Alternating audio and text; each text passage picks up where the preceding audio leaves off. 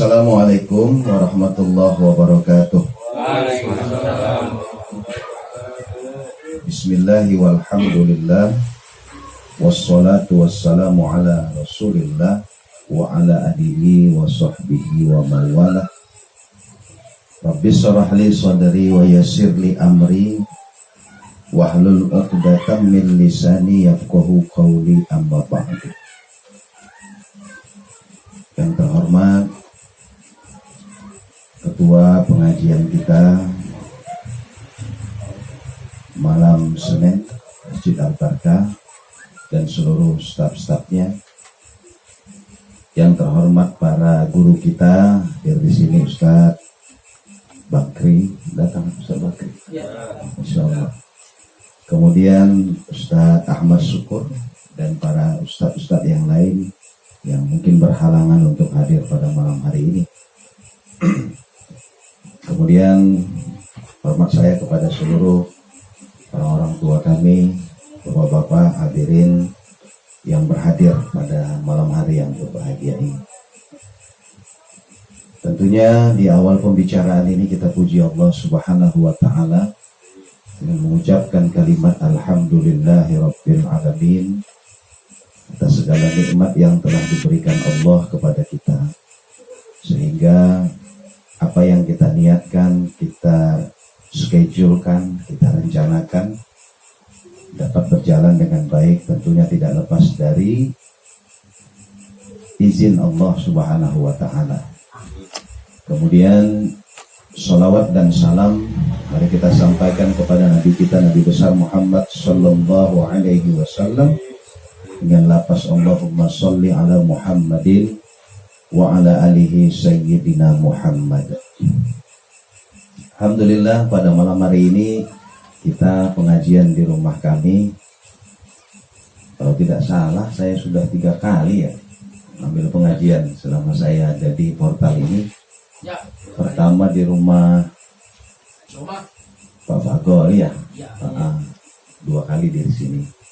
Alhamdulillah saya hadir atau berada di kampung ini sudah 3 tahun lamanya, tepatnya bulan Juli tahun 2017.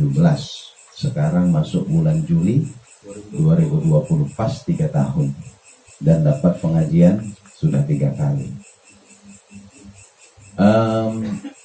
Sebelum kita masuk ke tema ceramah, ya melanjutkan apa yang disampaikan oleh Bapak Ketua kita, bahwasanya besok ya, bagi kita yang hadir, yang tidak punya kegiatan, insya Allah hadir, tentunya hadir dengan memakai pakaian kerja, jangan ganteng-ganteng amat, jangan jelek-jelek amat, jelek-jelek amat juga jangan, cantik, pakaiannya rapi, gak enak lagi nyuruhnya kotor-kotor ya kan. Ya standar buat ikut ngecor lah, kira-kira begitu. Sedang nanti insya Allah sebelum bekerja kita makan bubur dulu. Habis makan dibayar ya Pak Haji ya. Mau dibayar mau kagak, kalau mau ngecor mah tenang aja. Tapi kalau pulang bayar double. Pastinya. Baik. Kali ini saya akan membahas sebuah hadis Rasulullah Shallallahu Alaihi Wasallam. Rasulullah Shallallahu Alaihi Wasallam mengatakan, kullu ummati mu'afi, seluruh umatku nanti, seluruh umat Rasulullah ini mu'afi, artinya dimaafkan Allah, diampunkan Allah dosanya di akhirat. Illa mujahirin, kecuali orang-orang yang melakukan dosa secara terang-terangan. Nih, kita hidup di dunia ini sudah pasti banyak dosa. Tidak ada kita yang terlepas dari dosa. Mau itu dosa besar maupun dosa kecil, pasti kita tidak lepas dari dosa. Tidak ada manusia yang hari ini bersih dari dosa. Pasti minimal dosa hati, Minimal dosa hati. Hari ini dia sholat rajin, ya kan? Zikirnya banyak. Mungkin pas hari ini rajin bersedekah.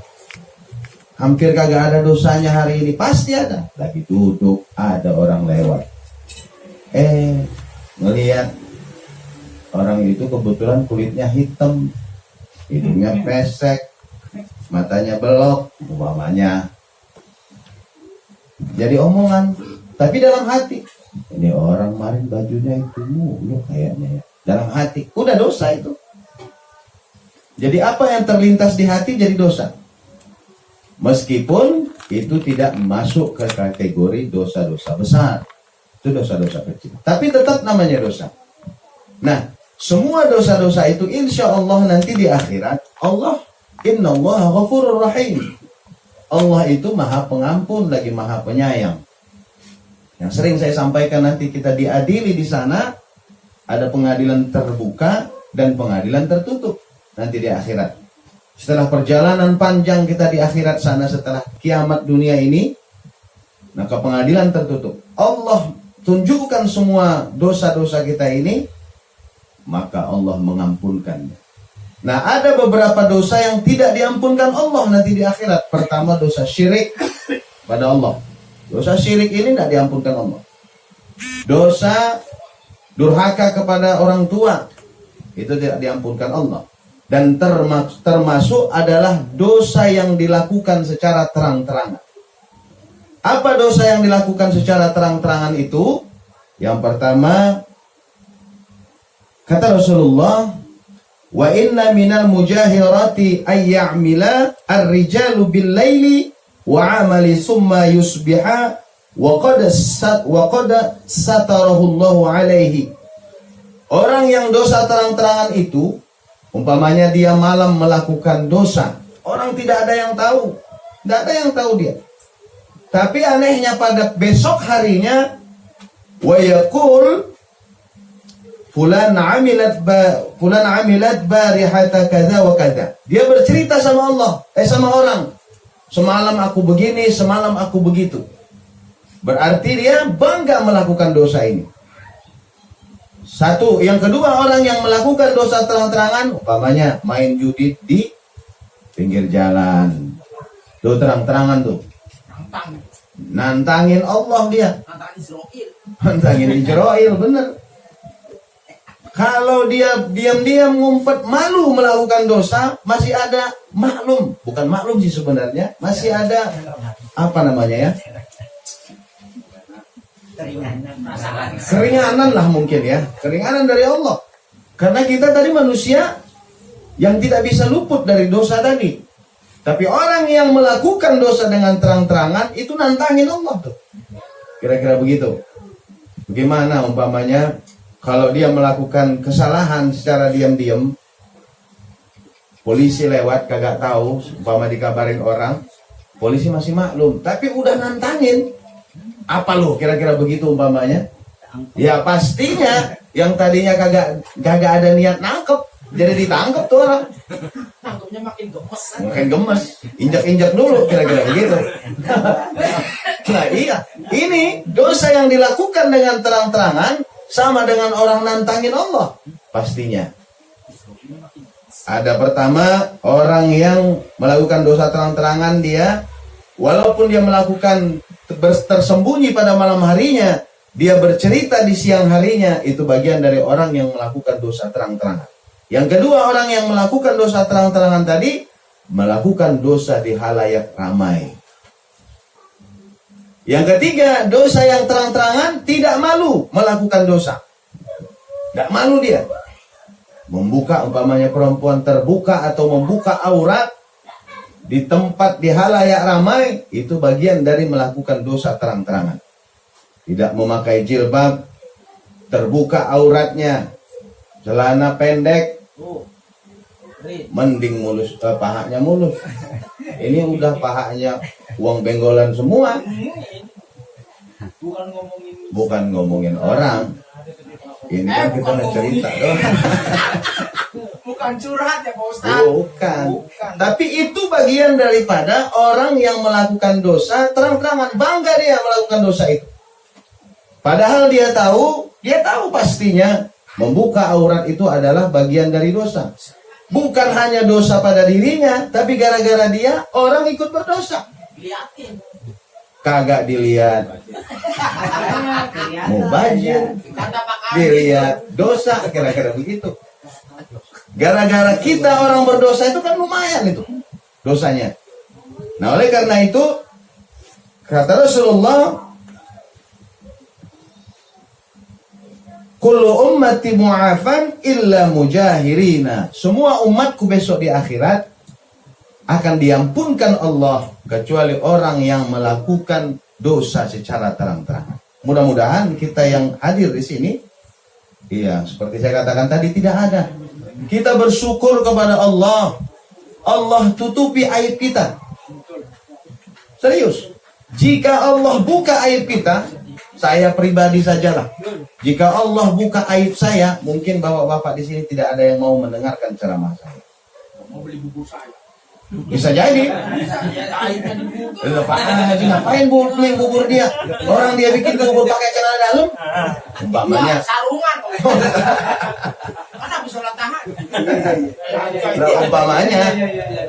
Aduknya lagi habis sholat tubuh. Maka bersyukurlah kita kepada Allah. Aib kita ditutupi Allah. Pakai sarung. Iya. Kalau kita dibuka aib kita, tidak ada kita yang punya teman. Karena pasti kita banyak dosa. Dosa tertutup. Dosa yang kita lakukan dengan sendirian. Makanya orang yang besar sekali pahalanya, sewaktu dia punya kesempatan untuk melakukan dosa, di tempat yang sunyi, dia takut kepada Allah, itulah pahala yang besar di sisi Allah Subhanahu wa Ta'ala. Banyak orang sholat, ya, pas rame khusyuk banget. Allahu Akbar. Ramai orang. Kayaknya dia orang paling khusyuk sedunia. Mas Araman. Lagi giliran sendirian. Allahu Akbar. Assalamualaikum. Giliran sendirian kayak diburu jin iblis. Makanya itu tadi, orang yang melakukan ibadah secara sendirian, makanya pahala sholat tahajud itu luar biasa. Karena dia melakukan ibadah dikala orang lagi tidur. Dia melakukan ibadah dan sholat dikala tidak dilihat oleh orang lain, hanya dia dan Allah. Cukuplah orang yang melakukan kesyirikan kecil. Kesyirikan kecil itu adalah riya. Apa itu riya? Dia sewaktu, umpamanya sering saya sampaikan, dia sholat asar. Sewaktu sholat asar di masjid sendirian, umpamanya dia terlambat, umpamanya itu. Sewaktu sholat asar dia sendirian di masjid, hanya dia dan Allah. Inna sholati wa nusuki wa mahyaya wa mamati lillahi rabbil alamin. Sesungguhnya sholatku, wa nusuki ibadahku, wa mamati matiku, wa mahyaya hidupku lillahi rabbil alamin. Pas udah rakaat kedua, ada orang masuk mau ikut sholat. Yang tadinya dia khusyuk sholat, makin dibenerinnya gaya sholatnya supaya dilihat, makin khusyuk dilihat orang. Itu cukup bagian dari orang riya dan syirik kepada Allah. Itulah syirik kecil namanya. Kenapa syirik? Karena sewaktu pertama tadi hanya niatnya karena Allah. Begitu datang orang lain, bercabang tuh. Tadinya sebahagian karena Allah, sekarang sebagian karena Allah, sebagian lagi karena ingin dilihat orang lain. Itu bagian dari riya kecil. Nah, termasuk bagian dari kurban ini. Ya, yang disampaikan Pak Ketua tadi. Silahkan kita beribadah, mengeluarkan sebahagian harta kita untuk berkurban. Tapi jangan sampai merusak niat kita. Dia berkurban karena ingin dilihat orang. Oh, hebat dia, tiap tahun kurban. Pengen seperti itu, maka rusak tuh ibadahnya. Maka niatkan hati benar-benar berkurban karena pahala kurban ini luar biasa besarnya. Luar biasa. Maka niat ini karena Allah Subhanahu wa Ta'ala, maka kita akan mendapat pahala. Tapi kalau kita meniatkan bukan karena Allah, tapi karena ingin dilihat orang, ingin dikatakan orang banyak duit, ingin pokoknya apapun itu, maka dia tidak akan mendapatkan apa-apa dari apa yang dia keluarkan. Oh Bapak, saudara-saudara sekalian, itulah segelintir atau sedikit pencerahan buat kita. Kita semua sekali lagi mohon kepada kita, anak-anak kita, jangan melakukan maksiat secara terang-terangan. Kalau ada keluarga kita atau siapapun berjudi, ya ini berjudi ini kayaknya suatu kebanggaan gitu buat orang-orang yang sering melakukan ini. Dia tidak punya malu untuk melakukan itu. Itu dia anggap bukan aib, bukan aib. Masya Allah, dia masuk ke dalam kategori illa mujahirina.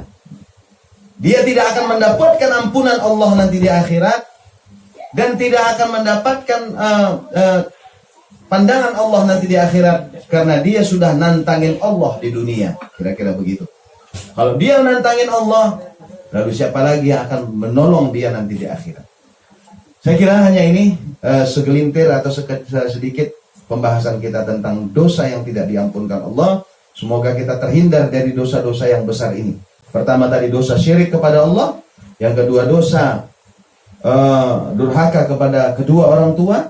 Yang ketiga, kita hindari dosa yang kita lakukan secara terang-terangan. Bukan berarti saya sampaikan ini buat dosa saja secara tertutup, bukan itu.